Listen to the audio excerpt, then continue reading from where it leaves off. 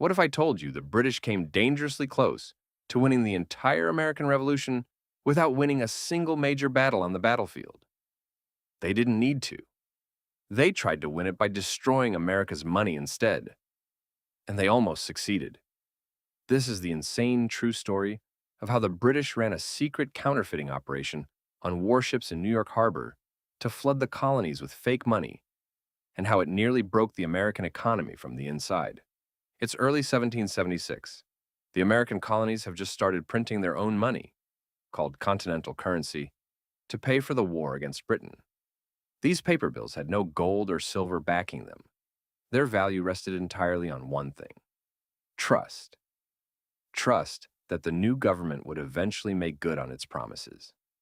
The British knew this, and they decided to exploit it in the most ruthless way possible. Instead of just fighting soldiers on the battlefield, they decided to destroy the money those soldiers were being paid with. In January 1776, right in New York Harbor, the British set up a counterfeiting operation aboard one of their warships, the HMS Phoenix. On that ship, they began printing fake Continental $30 bills from the very first emission Congress had authorized. They didn't stop there. Another British ship in the harbor, the Duchess of Gordon, became a floating printing press too. This was the ship where the Royal Governor of New York, William Tryon, ran his operations. They used printing types stolen or borrowed from a loyalist printer named James Rivington. One of Rivington's own printers was reportedly working on the fakes. A man named Thomas Vernon was later caught and questioned. In his statements, he admitted visiting the Duchess of Gordon and seeing the counterfeiting happening with his own eyes. Another witness, Israel Young, gave a deposition describing exactly what was going on. The British weren't just making a few fake bills for profit. They were mass-producing them with the goal of giving many of them away for free, deliberately flooding the American economy to create chaos and destroy confidence in the new currency. They even ran advertisements in loyalist newspapers, offering rewards to people who would help wallpaper the colonies with the fake money. This wasn't some abstract financial scheme. It destroyed real people's lives. Because the Continental Congress had no power to tax at the beginning of the war, they printed more and more paper money to pay the army and buy supplies.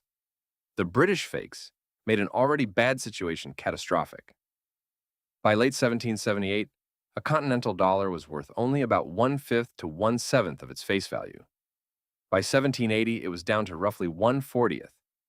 By 1781, it was basically worthless. People started saying something was not worth a continental. Imagine being a continental soldier. You're fighting for months with almost no pay. When you finally get paid, the money is so worthless that 1 quart of rum could cost you the equivalent of $1,200 in paper. Farmers refused to sell food for paper money, so soldiers sometimes had to steal or go hungry. Entire communities went back to bartering because no one trusted the cash. Civilians suffered too. Prices skyrocketed overnight. Shops would close rather than accept the money. People who had saved in paper saw their life savings disappear. The British strategy was working exactly as intended. It was creating desperation and eroding support for the revolution itself. The combination of Congress printing too much money and the British flooding the market with high-quality fakes was devastating. At times, the amount of counterfeit money in circulation was massive. Some emissions of continental currency had to be completely called in and replaced because they were so heavily counterfeited. The British even captured ships carrying material specifically for making more fakes. By 1781, the continental dollar had effectively collapsed. It stopped circulating as real money. The American economy was in ruins. The army was on the edge of mutiny, and many people had lost everything. But here's what the British didn't count on. The Americans didn't give up. The recovery wasn't fast or easy. It took years. Congress eventually did currency reforms, exchanging old worthless bills for new ones at brutal rates, like 40 old dollars for one new one. They started getting serious financial help from France after the alliance in 1778. States began using more stable forms of payment and requisitions. Most importantly, the experience proved why America needed a stronger central government.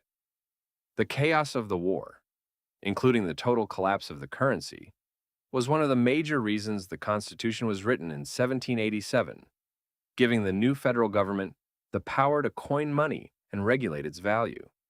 The Continental dollar was never redeemed at full value. It became a painful lesson in what happens when a currency loses the trust of the people. But the revolution survived. And out of that near collapse came a stronger financial foundation for the country that would eventually become the world's dominant economy. The British tried to win a war by destroying money instead of armies, and they came shockingly close. It shows that in any conflict, and whether it's a revolution or modern economic competition, the real battlefield is often trust itself. If you found this story as wild as I did, drop a comment below and tell me. What surprised you most about how the British tried to break America financially? If you enjoyed this deep dive into a forgotten piece of history that almost changed everything, hit that subscribe button and turn on notifications so you don't miss the next one. Remember to also check out the free guides and resources in the description below. Thanks for watching. I'll see you in the next video.